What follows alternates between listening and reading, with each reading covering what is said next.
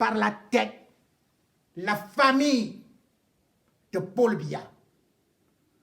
Paul Biya devrait être un exemple. Sa famille devrait être un exemple. Mais lorsqu'on voit ce qui se passe aujourd'hui, on s'est dit, le Cameroun est devenu comme une entreprise familiale où chacun vient se servir à travers des faux marchés. Paul Biya, lorsqu'en 2008, au cœur de la crise, voulant modifier la Constitution, trouve que ça peut ne pas passer. D'ailleurs, il avait décidé lui-même, il avait annoncé à ses ministres qu'il voulait abandonner le pouvoir.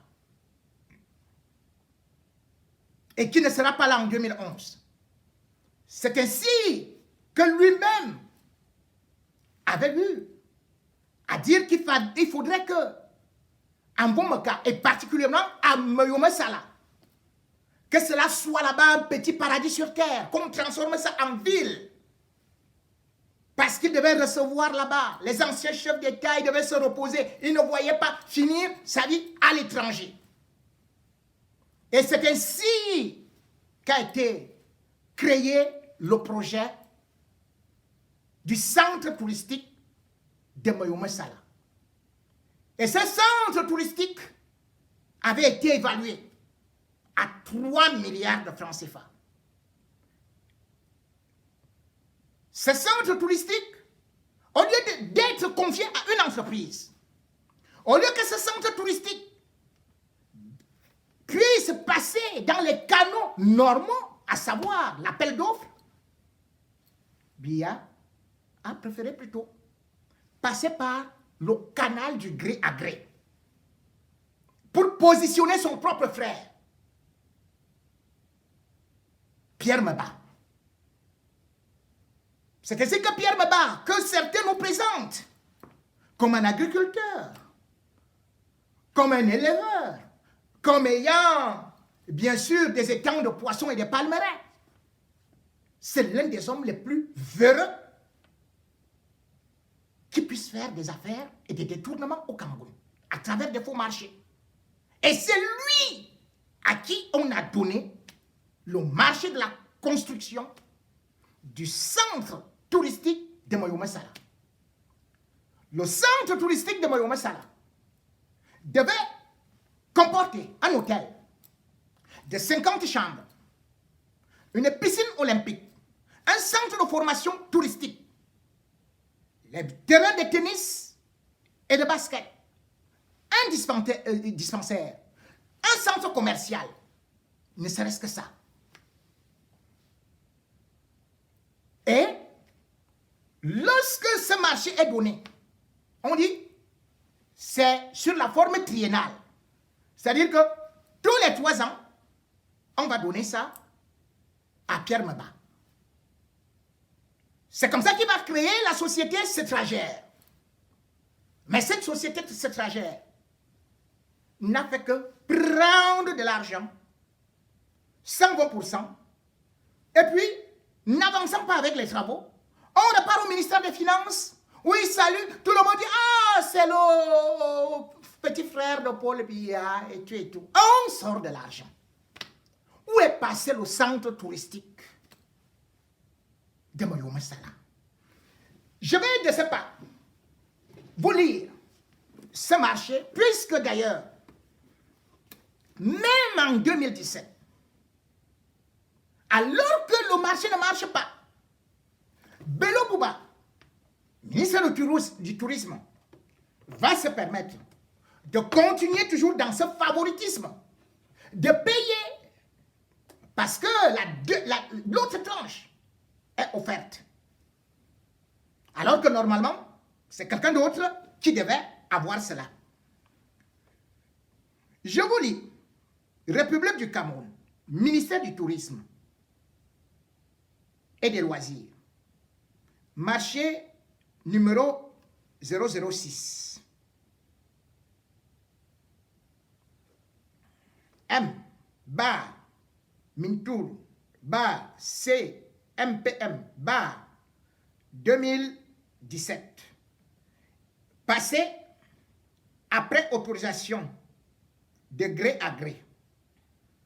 Nous avons donc le numéro du marché 0045 76 bar L bar Minmap bar secrétaire général bar DGMI du 22 juin 2017. Toujours pour la même chose, hein? La construction et l'équipement du centre touristique intégré de Moyoumé Sala. Le ministre d'État, ministre du Tourisme et des Loisirs, et on met poursuite des travaux de construction et d'équipement du centre touristique intégré de Moyoumé Sala. Et l'établissement, c'est quoi? Établissement Getrazer, boîte postale 12 555, téléphone 699 56 71 95, contribuable numéro P 015 100 103 32 95 L, compte bancaire numéro 10 05 00 001 002 34 68 10 01 69.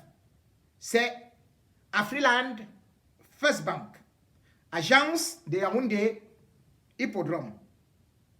Là encore, on va sortir. Je dis bien, on va sortir.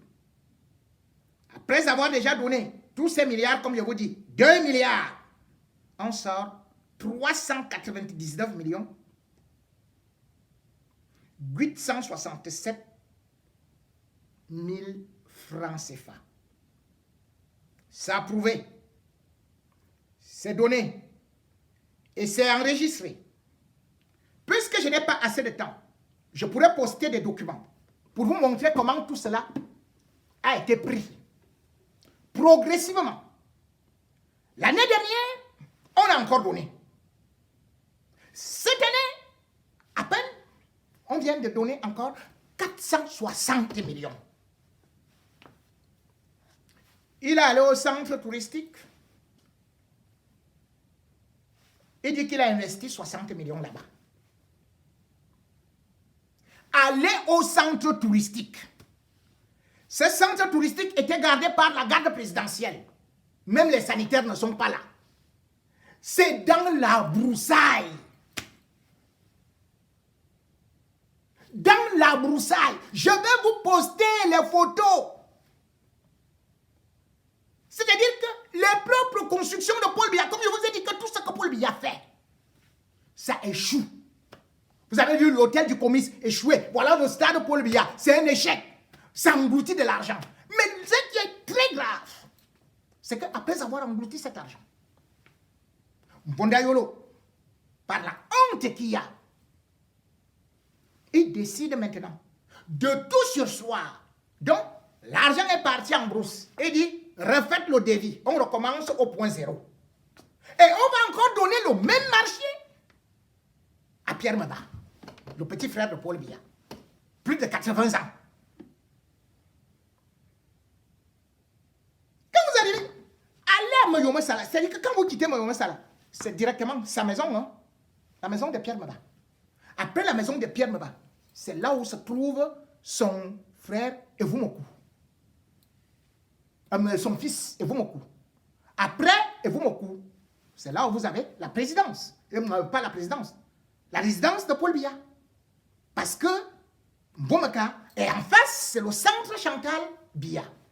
Le centre Chantal Biya lui-même avait été financé à des milliards. Allez voir ce qu'il y a là-bas. Ils ont détourné. Mais on ne s'arrête pas là.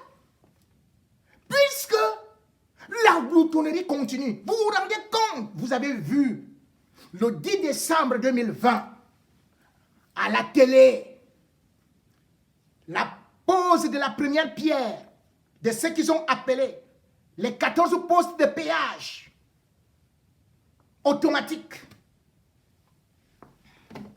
C'était au lieu dit Mian en Bancomo. Vous savez à combien s'élevait ce projet? 34 milliards 572 millions de francs CFA. Vous savez qui est derrière ce projet? Pierre Maba. À travers Tolkam. Une structure qu'il est parti créer avec la complicité de Nganou Djoumessi, le ministre des Travaux publics. Donc Pierre Maba, voilà ce qu'il fait. Il va chez Nganou Djoumessi, il gagne les marchés. Il va chez Bello Bouba, il gagne des marchés. Et quand il gagne chez Nganou Djoumessi, c'est quoi le but? C'est parce qu'il va défendre Nganou Djoumessi auprès des Biya. Donc quand vous voyez là, les autoroutes ne finissent pas. On part prendre des crédits dans des banques. Vous vous posez des questions que qu'est-ce qui fait que Nganou Djoumessi reste là? C'est parce qu'il donne les marchés à Pierre Maba. Et Pierre Maba, dès que c'est l'oreille, c'est le seul frère qui reste, hein, de Biya, qui vit. Donc c'est son oreille. C'est son ventre. C'est tout. Et d'ailleurs, c'est lui le chef de Momaka. Regardez donc cet exemple. Quand on montrait ça à la télé, vous avez cru que c'était quelque chose de sérieux? Nganou Djoumessi a débloqué de l'argent. Pourquoi est-ce que aller là-bas, là où se trouve, là où on a fait la pose de la première pierre, les populations font déjà des champs là-bas. Et pourtant, c'est un projet qui avait d'abord passé 5 ans dans les caisses du ministre des Travaux publics. En 2016, il a vanté comment est-ce que le Cameroun devait avoir 44 péages.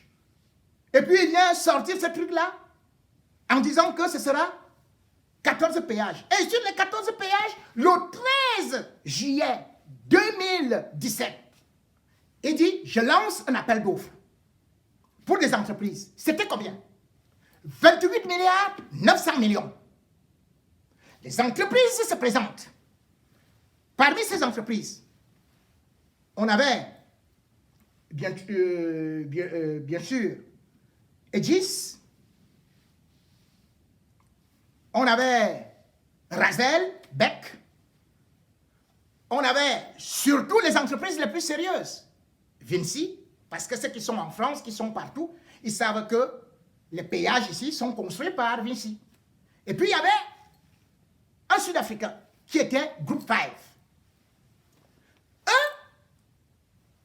Ils ont postulé sur la base de 29 milliards et étaient même prêts à descendre. Mais par la suite, on apprend justement par le Premier ministre, Joseph Dion Ngouté, que, bon, le marché a été accordé le 29... Enfin, il signe ça en mars 2020. Que maintenant, le marché a été accordé au consortium Razelbeck et Aegis. Bon, on s'est dit, comment? Et après, il dit que c'est pour 34 milliards. C'est-à-dire que le marché initial était de 29 milliards, de 28 milliards, 900 millions. Subitement, ça devient déjà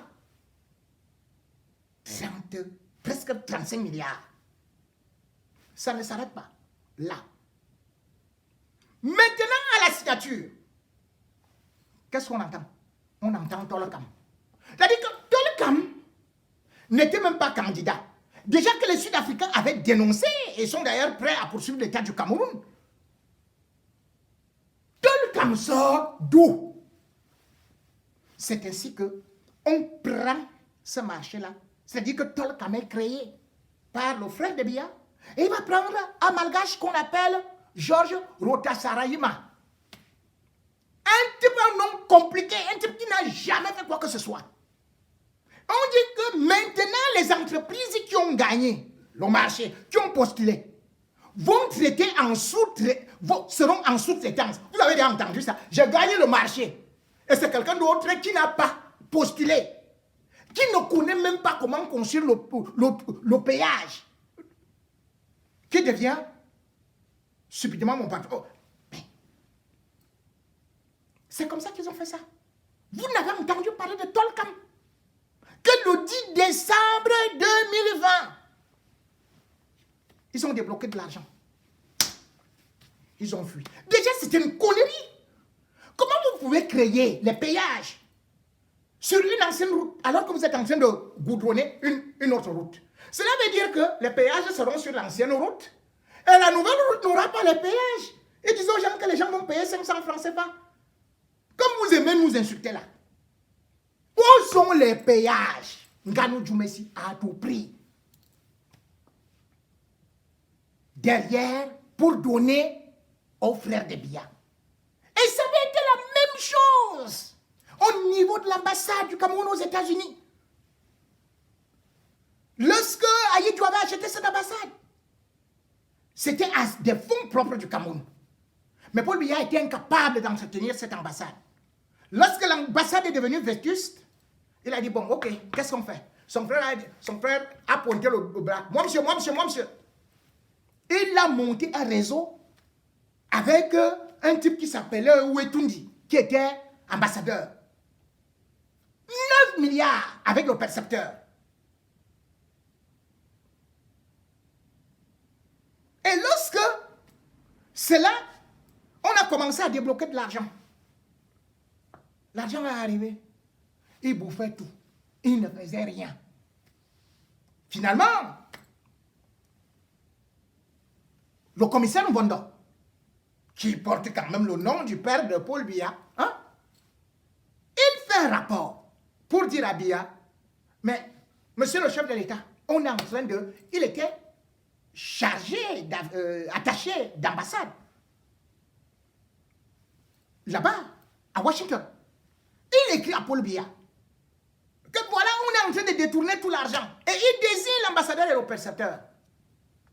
La lettre arrive. Au lieu que Paul Biya prenne la sanction, on remet plutôt la lettre à celui qui gagnait les marchés derrière eux, qui pilotait tout. Pierre Meba. Qu'est-ce qu'il a fait?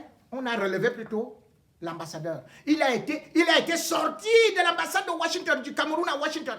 Manu Militari. Et dès qu'il est arrivé au Cameroun, on lui a dit, va en retraite. Vous voyez quel pays? Et on vous dit qu'on est en train de faire la lutte contre la corruption. Mais Paul Biya est le premier corrompu. C'est tout. C'est le premier corrompu. Et c'est comme ça que vous vous rendez compte. Cette histoire, ce n'est qu'après qu'on a eu à refaire cette ambassade-là. C'était nos fiertés. Tout comme Cameroun Airlines était la fierté camerounaise. Mais qu'est-ce que Paul Biya a fait avec cette compagnie-là? Il a tué complètement cette compagnie-là. Quand il arrive au pouvoir, Cameroun Airlines avait pratiquement 11 avions. Aujourd'hui, Cameroun Airlines n'a rien. Il change les équipes. Il fait revenir les équipes. À peine là, il a nommé qui? Elangema. Jean-Christophe Elangema. Le colonel, qui était d'ailleurs au niveau de la présidence pour son état-major particulier de déplacement aérien. Il le nomme DG. Dans un conseil d'administration qui s'est tenu à la va-vite comme ça, en janvier, le 5 janvier 2021. Et il nomme celui qui est, qu'on a dit qu'il connaît l'économie, qu'il est conseiller, ceci. Ayem Ougé. Conseiller technique à la présidence de la République. Donc il sortait de la présidence. Et dit, partez là. Puisque je viens d'enlever lui Paul Ndjifenji. Faut tout. Maintenant, vous devez aller redresser la société. Vous devez refaire que cette société soit viabilisée. Et comme ça, on va certainement la placer, c'est-à-dire que la privatiser. Exactement ce qu'il avait déjà tenté de faire en 2006, puisque quand il crée Camerco, c'est en 2006, il dit que 51% c'est pour l'État et 49% pour un acteur privé. Dès qu'on a voulu faire ceci, on a dit non, non. Inoni Ephraim a dit on ne fait pas comme ça. Paul Biya a dit oh c'est bon, l'État va mettre de l'argent. Mais finalement, ce n'est qu'en 2011 que Camerco démarre. Mais aujourd'hui, il met des gens en disant que on doit acheter de nouveaux avions. Il nomme la nouvelle équipe. Où sont ces avions? Et pourtant, le 14 juillet 2020, par une lettre adressée par le secrétaire général à la présidence, Ferdinand Gongo, au premier ministre, Joseph John Gouté, qu'est-ce qu'on y lit? On lit que, eh bien, le Cameroun, l'État du Cameroun, réinjecte 15 milliards dans les caisses de Camerco pour qu'on puisse permettre non seulement d'envoyer en entretien le Boeing 700, voilà, 737-700 NG, qu'il faut aussi acheter de nouveaux avions Dash, quelque chose comme ça. Ils disent que ces avions Q400 vont permettre de réaliser le circuit interne.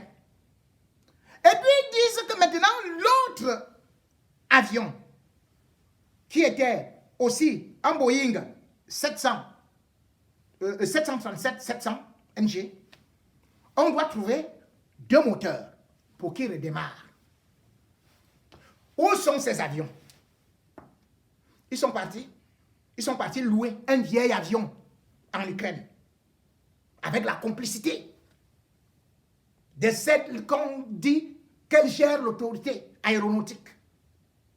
La CA, Madame Paul Koki, et Koki, elle mange tout.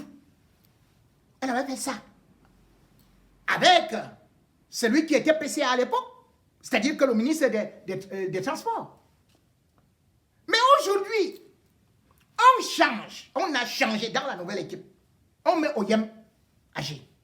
On lui dit que c'est lui qui est le PCA. Mais vous savez ce qui se passe? Même chose.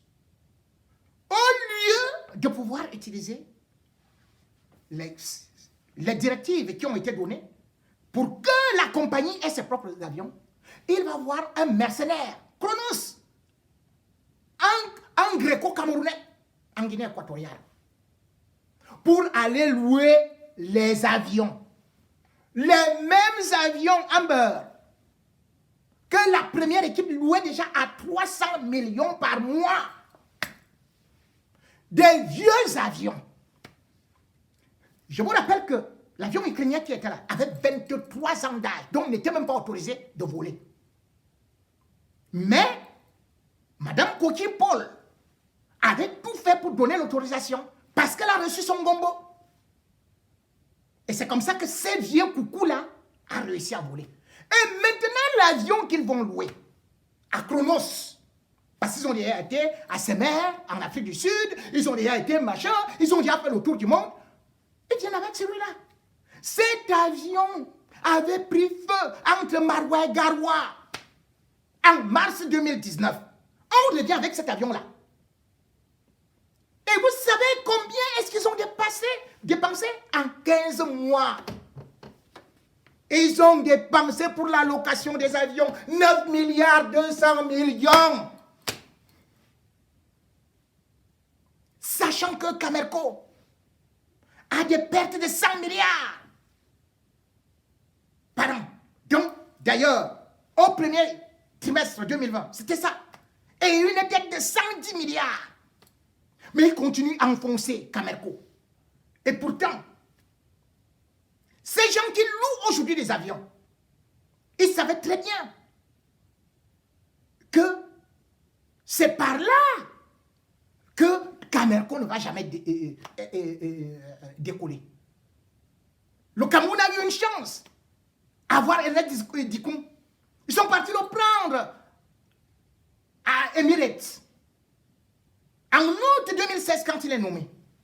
Mais Camerco n'avait presque plus d'avions, ne faisait plus de lignes régionales. Mais entre août 2016 et juillet 2017, Ernest Dikoum a réussi quelque chose d'extraordinaire. C'est-à-dire qu'il a doublé les recettes de Camerco, qui sont passées à 1,2 milliard. Il a fait que les vols reprennent entre Yaoundé et Bafoussam et même jusqu'à Bamenda. Je vous rappelle que Camerco ne volait plus là-bas depuis 20 ans. Et il a même réussi à engager Camerco pour voler à Paris, à Londres, à New York, mais à Bruxelles. La dette, les dépenses, il avait eu à réduire ça. C'est-à-dire qu'il est parti avec les dépenses. Par mois, les pertes de Camerco étaient de 1 milliard 200 000 dollars. 1 milliard 200 000 dollars. Ah non. 2 milliards. Non, non, ce n'était pas ça. Excusez-moi. Je me suis trompé. 3 millions de dollars. Excusez-moi, hein, c'est Google, mais parfois je peux me tromper un peu. Et après, je me rappelle. C'était 3 millions de dollars par mois. Ernest Dikoum s'est installé. Il a réduit ça à 200 000 dollars. C'est-à-dire que Camerco réalisait finalement les bénéfices par mois de 2 800 000 dollars. Il avait 5 avions. Et dans le plan Boeing, il avait prévu que Camerco devrait avoir 14 avions en 7 ans. Et par la suite même, dans le pool de ce qu'il faisait, c'est-à-dire que un pool bancaire, il avait dit à l'État du Cameroun, vous ne me donnez pas de l'argent, on peut se financer. Donc avec EcoBank, il avait demandé un prêt de 30 milliards, il était capable de rembourser. EcoBank était d'accord avec un pool bancaire. EcoBank apportait 50%. Mais juste parce qu'il a dit, même s'il faut louer l'avion, il faut qu'on fasse ce qu'on appelle un contrat anticorruption contre les rétrocommissions. On a dit, non seulement tu n'es pas avec nous dans les sectes, dans nos choses, maintenant tu viens aussi nous contrôler, tu ne veux plus qu'on mange. Hein? Boum! On l'a chassé. Regardez à peine il est arrivé au Sénégal. Comment Camerco évolue aujourd'hui. Comment Camerco est en haut. Pas que Camerco. Comment Air Sénégal est en haut. Air Sénégal va même prendre la direction du Cameroun à la fin de ce mois. Oui, vous allez monter dans Air Sénégal. Fin mars, Air Sénégal arrive au Cameroun. Oui, la honte. Oui. Quel pays? Vous chassez quelqu'un et il revient en haut comme ça. Macky Sall danse. Quand Macky Sall voit Ernest Dikoum, il danse tout simplement comme ça. Un Camerounais. Pendant ce temps, Camerco n'a pas un seul avion. Pas un seul. Vous louez un vieux coucou. Les caisses sont vides. Sont vides de telle sorte que vous n'êtes là que pour faire des prêts d'argent. Soi-disant, on va finir un stade. Toutes les compagnies sont à terre. 55 milliards. Pour un stade qui coûte déjà, qui va coûter 218 milliards. Voilà ce que Paul Biya va laisser. Hein? Rien que les dettes. 10 000 milliards de dettes. Et cet argent-là, au lieu même de construire des routes, de finir les stades, boum, on envoie ça dans des guerres. Pour des militaires. Pour tuer d'autres Camerounais. Aujourd'hui, on voit le monde entier qui se dresse contre le Cameroun. Qui tue ses propres fils. Au sens propre comme au sens figuré. Lorsqu'on voit aujourd'hui ce qui est en train de se passer, le Cameroun ne peut pas évoluer.